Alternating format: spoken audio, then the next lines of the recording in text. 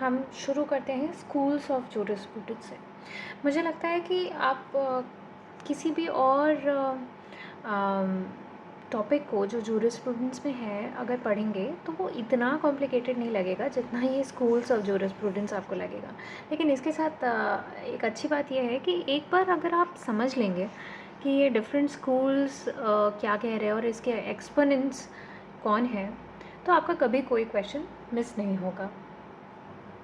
तो हम ये 6 स्कूलों के बारे में पढ़ेंगे, जिसमें पहला है नेचुरल लॉ स्कूल। ठीक है, तो क्या है ये नेचुरल लॉ स्कूल?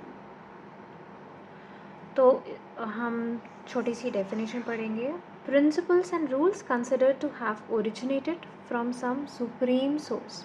ठीक है, यहाँ डिविनिटी, डेस्टिनी, सुप्रीम सोर्स, ये सब इम्पॉर्टेंट है जब हम नेचुरल लॉ स्कूल के बारे में बात करते हैं। तो ये सिर्फ ये नहीं कहता है कि आपने किसी को सिलेक्ट कर लिया, जैसे हमने किसी अपने नेता को सिलेक्ट कर लिया तो वो सुप्रीम हो गया। एक सुप्रीम अथॉरिटी जो होती है वो अलग होती है, वो डिफरेंट होती है, उसमें बहुत सारे एट्रीब्यूट्स ऐसे होते हैं जो नेचर इन इटसेल्फ में होते हैं।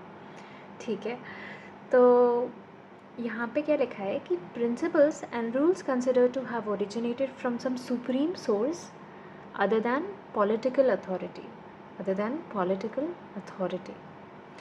As per Blackstone, natural law proceeds from God himself. तो पहले क्या कहा जाता था कि जो किंग होता था, है ना, जो किंग होता था वो एक डिवाइन पावर होल्ड करता था।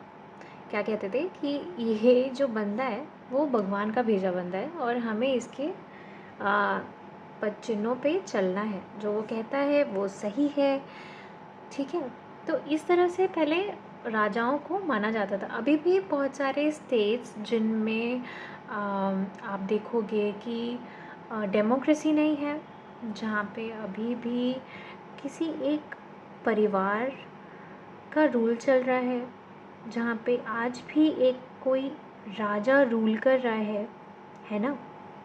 वहाँ पे अगर आप देखोगे तो ये पाओगे कि वहाँ की जो जनता है, द पीपल, वो आज भी उन्हें इस तरह से फॉलो करते हैं एज इफ़ वो गॉड है।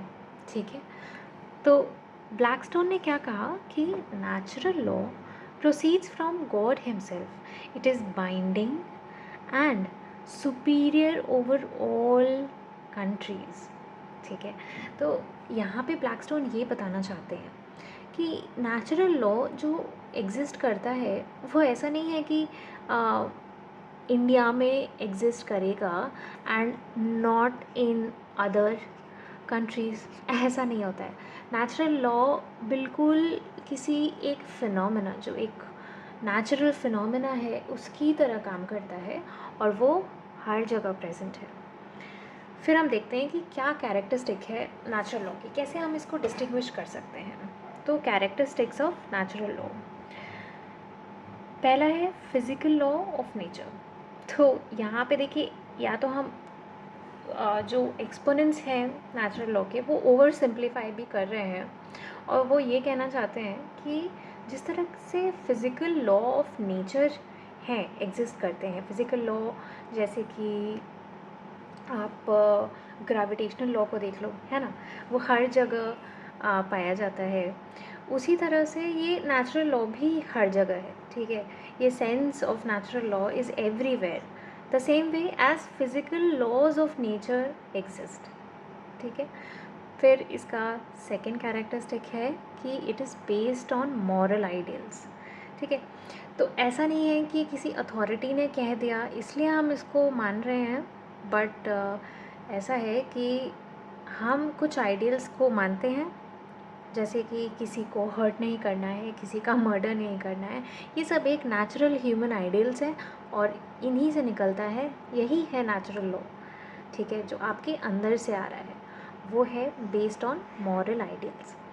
तो थर्ड वन क्या है कि इट इज़ एप्लीकेबल एवरीवेयर। तो क्या है कि ये जो थिंग है जो अंदर से आती है कि किसी को हर्ट नहीं करना, किसी का मर्डर नहीं करना, ये क्या है? ऐसा तो है नहीं कि ये सिर्फ इंडिया में माना जाता है, नहीं, ये पूरे वर्ल्ड में माना जाता है। तो it is applicable everywhere and hence it is a natural law. ये यूनिवर्सल है, ठीक है, जैसे कि मैंने कहा कि एप्लीकेबल एवरीवेयर है और यूनिवर्सली फॉलो होता है। सो चार क्या कैरेक्टरिस्टिक हो गए कि ये फिज़िकल लॉ ऑफ नेचर की तरह ही है, ये बेस्ड ऑन मॉरल आइडल्स है, एप्लीकेबल हर जगह है और ये यूनिवर्सल है। एग्जाम्पल्स क्या हैं? जैसे rule of law in UK and India is one of the natural laws, और due process of law for USA, ये भी एक तरह का नेचुरल लॉ है जो एप्लीकेबल है थ्रू आउट दीज कंट्रीज़। और ये इनमें एक मॉरल आइडल भी है और ये बिल्कुल यूनिवर्सली अप्लाई करता है इन कंट्रीज़ में। आगे देखते हैं कि कौन से स्टेजेस ऑफ नेचुरल लॉ है।